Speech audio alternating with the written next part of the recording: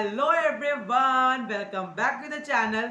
और आज के पर्टिकुलर सेशन में हम देखने वाले हैं reactions, chemical property of acids and bases, जहां पे अपन तरह तरह की रिएक्शंस के बारे में चर्चा करने वाले हैं। ठीक है, अपन एसिड और बेस दोनों के रिएक्शन देखेंगे और फटाफट से 5-10 मिनट 5 से 6-7 मिनट में फटाफट सेशन को ओवर कर देंगे। सबसे पहले अपन रिएक्शन बात करते हैं एसिड की और बेस की विद मेटल। मेटल के साथ एसिड और बेस किस तरह रिएक्ट करते हैं।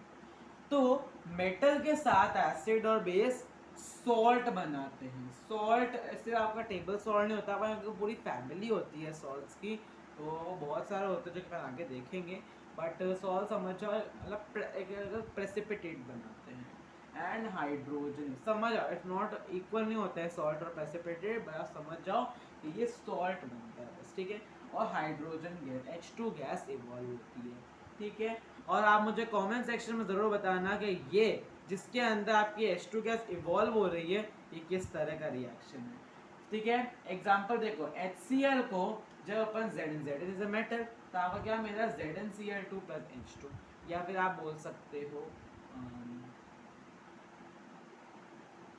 हाँ ठीक है, ये चलेगा आपके रिएक्शन। ठीक है, तो HCl + Zn, HCl को आप जिंक का रिएक्टर आपको बोलता है ZnCl2, basically salt and hydrogen gas.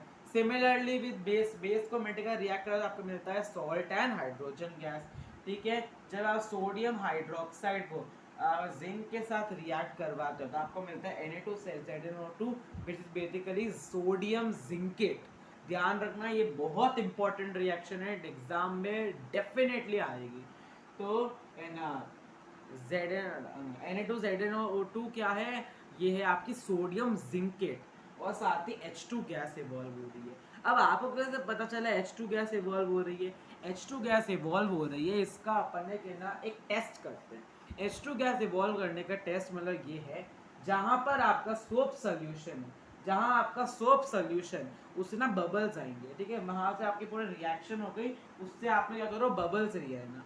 अब बबल्स जब वो जाएंगे ऊपर, तब उसके सामने एक बर्निंग कैंडल या फिर एक मैचस्टिक लेके आना, और उस टाइम पर आपको पप पप, जैसे पॉपकॉर्न पट पट नहीं करते हैं उसके अंदर, वैसी आवाजें आएंगी। तो मतलब उस टाइम पर आपकी H2 गैस आपकी प्रेजेंट है। इस पर भी क्वेश्चन आता है बोर्ड एग्जाम में। तो ये आपकी पहली रिएक्शन। अगली रिएक्शन आती है reaction of metal carbonate and metal hydrogen carbonate. समझते हैं इस रिएक्शन को। Sorry, metal sorry metal carbonate, metal carbonate मतलब CO3 and metal hydrogen carbonate मतलब HCO3।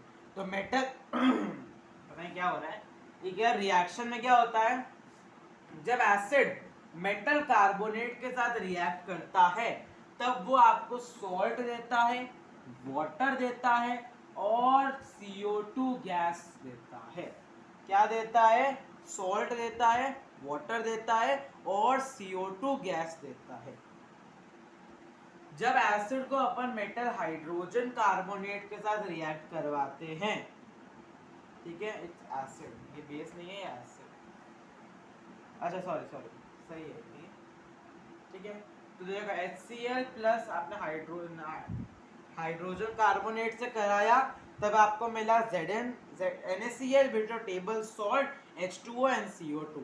यहाँ पर रिएक्शन में आपके पास में प्रोडक्ट सिमिलर आ रहे हैं, मतलब ये सिमिलर स्ट्रक्चर के हैं, सिमिलर प्रोडक्ट्स आ रहे हैं यहाँ पे आपके पास, जो कि आपके पास सॉल्ट आ रहा है, आपके पास ना CO2 गैस आ रही है और आपके पास वाटर आ रहा है।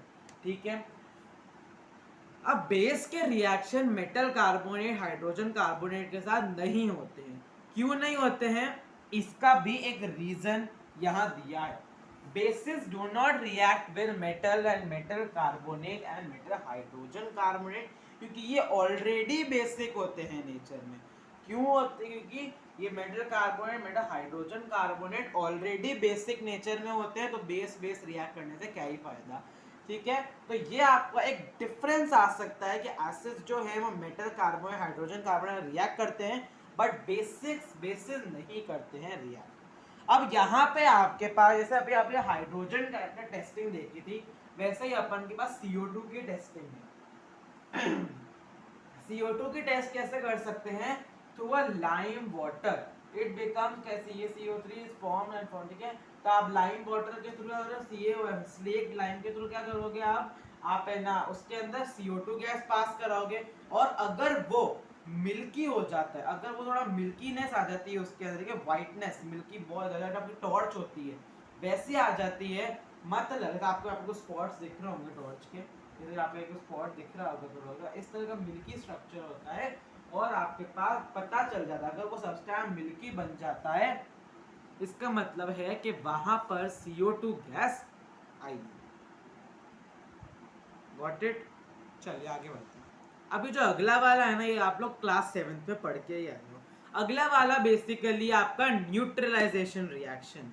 न्यूट्रलाइजेशन रिएक्शन क्या होता है? जब एसिड और बेस एक दूसरे के साथ रिएक्ट करते हैं तो वो सॉल्ट और वाटर देते हैं, ठीक है। देखो, एसिड और बेस रिएक्ट करके सॉल्ट और वाटर देते हैं। HCl plus NaOH will give you NaCl plus water, ठीक है। When acid and base react with each other, इस रिएक्शन को अपन कहते हैं neutralisation reaction. When acid and base react to form salt and water, it is called neutralisation reaction. And this process H plus and OH minus ion in for generate water. इस process के अंदर जो आपके H plus और OH minus ions जो होते हैं, जो एसिड और बेस दोनों से रिस्पेक्टिवली निकल रहे होते हैं, वो दोनों वाटर के फॉर्मेशन में हेल्प करते हैं। Got it? अब देखो, थोड़ा सा दिमाग खुला है तो ट्रिकी पार्ट आता है इधर। इधर ट्रिकी पार्ट क्या आता है? एसिड्स जो है वो मेटेलिक ऑक्साइड के साथ ही रिएक्ट करेंगे और बेसिस जो है वो नॉन मेटेलिक ऑक्साइड के साथ ही रिएक्ट करेंगे। ऐसा क्यों? एसिड्स है ना मेटल ऑक्साइड का सिर्फ मेटल ऑक्साइड से रिएक्ट करेंगे कि नॉन मेटल ऑक्साइड का नहीं करेंगे, क्योंकि नॉन मेटल ऑक्साइड एसिडिक होते हैं नेचर में, और बेसिस जो है वो नॉन मेटलिक ऑक्साइड्स के साथ रिएक्ट करेंगे, ना कि मेटल ऑक्साइड का। कि मेटल ऑक्साइड जो होते हैं वो बेसिक होते हैं नेचर में, तो बेस बेस कुछ नहीं होगा, एसिड एसिड कुछ नहीं होगा, फालतू रिएक्शन पढ़नी पड़ेगी, ठीक है। So the oxides of metal are basic in nature. तो मेटल ऑक्साइड्स जो होते हैं वो बेसिक होते हैं नेचर में, इसलिए वो एसिड के साथ रिएक्ट करते हैं। तो कैल्शियम ऑक्साइड, मैग्नीशियम ऑक्साइड, ये कुछ तरह के ऑक्साइड्स है, मेटल ऑक्साइड्स हैं ये। देखो, एसिड प्लस मेटल ऑक्साइड, ये मेटल ऑक्साइड क्या है? बेसिक है नेचर में, मतलब एसिड और बेस के लिए क्या हुआ? Salt and water, simple. HCl plus CaO will give you CaCl2 plus H2, ठीक है। सिमिलरली जो नॉन मेटल ऑक्साइड होते हैं, नॉन मेटेलिक ऑक्साइड्स जो होते हैं वो एसिडिक होते हैं नेचर में, तो base plus non metallic oxide will give you again salt and water.